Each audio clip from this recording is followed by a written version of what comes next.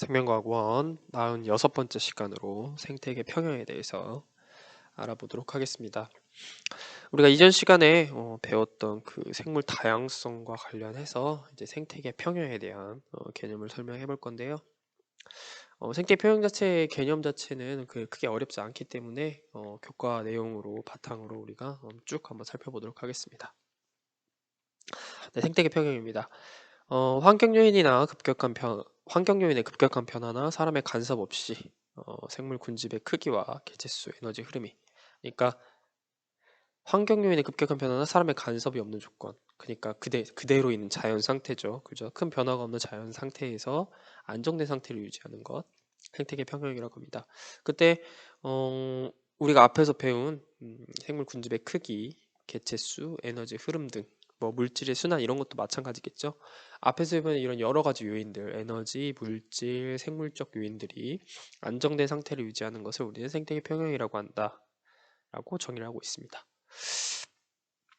근데요, 앞에서 말한 이런 안정된 상태를 유지하는 걸 깨트리는 요인들을 이제 우리는 생태계 평형을 깨지는 요인이라고 할 수 있겠죠. 대표적으로 자연재해, 사람의 개발이나 활동, 다른 종의 침입과 같은 교란이 일어날 때 우리가 생태계 평형이 깨질 수 있다라고 표현하고 있습니다. 이 교란이라는 것이 그러니까 결국에는 우리가 알고 있는 이런 생태계 평형을 깨는 여러 가지 요인 중에 하나가 될 수 있다라는 얘기를 하고 있는 거고요. 근데 이런 생태계 평형을 유지하는 요인이 뭐냐? 바로 안정적인 먹이 그물이다. 그래서 안정적인 먹이 그물을 형성하고 있으면 일시적으로 파괴가 되더라도 자체 회복될 수 있는 힘을 가지고 있다라고 여기는 정의를 하고 있습니다.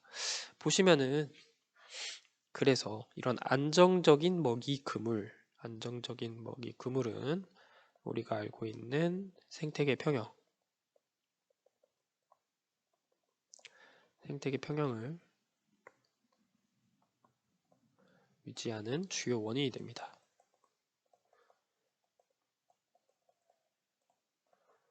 이렇게 정의할 수가 있겠네요. 그죠?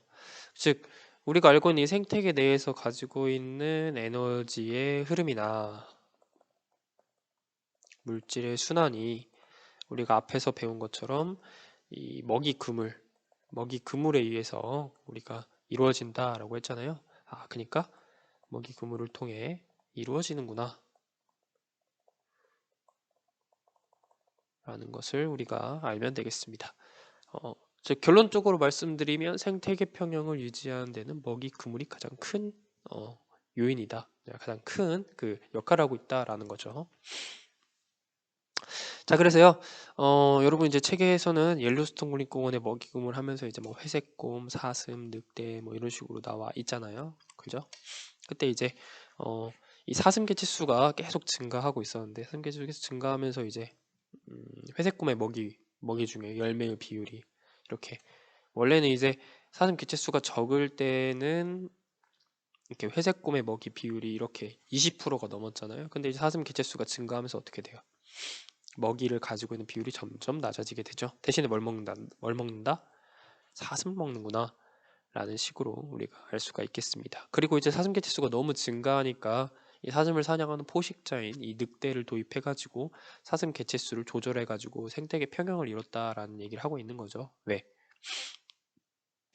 회색곰 자체가 이제 사슴이 너무 증가하게 되면 아까 말씀드린 대로 열매가 달리는 관목이 많이 줄어들겠죠. 먹이가 줄어들니까 이제 이 생태계 평형이 깨지게 되는 거죠. 우리가 알다시피 이 생태 피라미드가 이렇게 있는데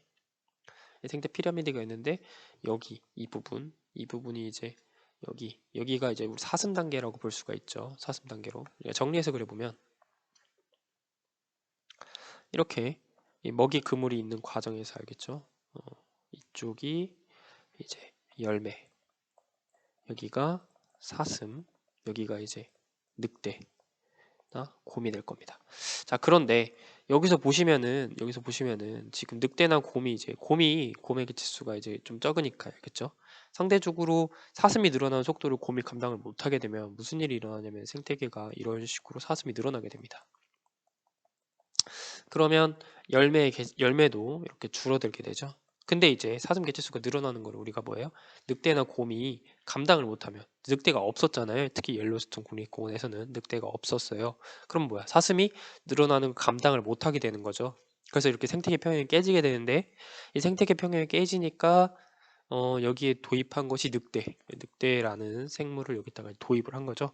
그렇게 됨으로 인해서 이 생태계 평형을 유지하는 이 위에 상위 포식자를 넣음으로써 사슴 개체수도 조절이 되고, 이 조절이 되면서 열매 개체수도 같이 보존이 되는 이러한 일들이 일어나고 있었다라고 여러분이 이해를 하시면 되겠습니다. 그러니까 생태계 평형에서 주요 역할을 하는 것이 바로 먹이그물이구나 라는 걸 여러분이 기억하시면 되겠습니다. 자, 그 다음에요. 생물 다양성과 그러면 생태계 평형이 어떤 관계에 있느냐라고 우리가 볼 수가 있는데요. 책 보시면요. 생물 다양성은 생태계 평형을 유지하는 데 필수적인 요소이다. 그래서 이제 생물 다양성이 높을 때, 낮을 때라고 볼 수가 있는데, 다양한 종으로 구성되면 당연히 이 생물들 사이에서 먹이 그물이 굉장히 복잡해지겠죠. 그죠? 그래서 약간의 교란이 있더라도 스스로 생태계 평형을 유지할 수 있지만 종 다양성이 낮으면 쉽게 깨지겠죠. 그죠? 예, 그 얘기를 하고 있는 겁니다. 그래서 여기서 크게 이제 그 극단적으로 이렇게 비교를 해봤는데요. 여기서 보시면은 들쥐가 죽으면 족제비도 죽고 늑대도 죽게 되는 이러한 그 굉장히 불안한 이제 생태계를 형성하게 되지만, 여기서는 만약에 예를 들어 아까 똑같이 들쥐가 죽는다고 해서 들쥐가 죽는다고 족제비가 죽지 않습니다. 왜? 족제비는 뭐예요? 족제비는 다람쥐도 먹잖아요. 그죠? 그러면서 늑대도 살아남을 수 있고요. 물론 약간의 타격은 있을 수야 있겠지만서도 전반적으로 생태계가 완전히 그 파괴되는, 그러니까 완전히 막 해체되는 이런 일들은 일어나지 않을 거란 얘기입니다. 그래서 생태계의 다양성이 높은 것과 낮은 상태를 이렇게 비교를 했는데요. 그래서 이렇게 정리할 수 있습니다. 자, 먹이 그물이 복잡한 생태계는 한 종의 생물이 사라지더라도 이를 대체할 수 있는 다른 생물이 있어 생태계가 유지될 수 있지만, 먹이 그물이 단순한 생태계는 한 종의 생물이 사라지면 이를 먹고 사는 다른 생물이 사라질 수 있어 생태계가 파괴될 수 있다. 이런 식으로 우리가 이해를 할 수가 있겠습니다. 즉, 생물 다양성이 높으면 높을수록 뭐예요? 생태계가 더 안정적으로, 즉 생태계 평형이 안정적으로 유지될 수 있다라는 거를 이런 식으로 정리해서 표현할 수가 있습니다. 생태계 평형 관련된 내용은요, 그리 많지 않기 때문에 이제 모아서 설명을 해봤습니다. 교과서 여러 군데에 퍼져 있지만 그 생태계 평형과 관련해서 생태계 평형을 생물 다양성과 이렇게 연관시켜가지고요, 이렇게 설명을 해봤습니다. 네. 중요한 거는 우리 생태계 평형이 먹이 그물에 의해서 유지가 된다. 그래서 먹이 그물이 복잡한, 즉 생물 다양성이 높은 곳에서는 먹이 그물이 복잡하니까 생태계 평형이 더 잘 유지될 수 있다라는 걸로 여러분이 주요 개념을 인식하시면 되겠습니다. 네, 여기까지 해서 생태계 평형에 대한 강의를 마치도록 하겠습니다.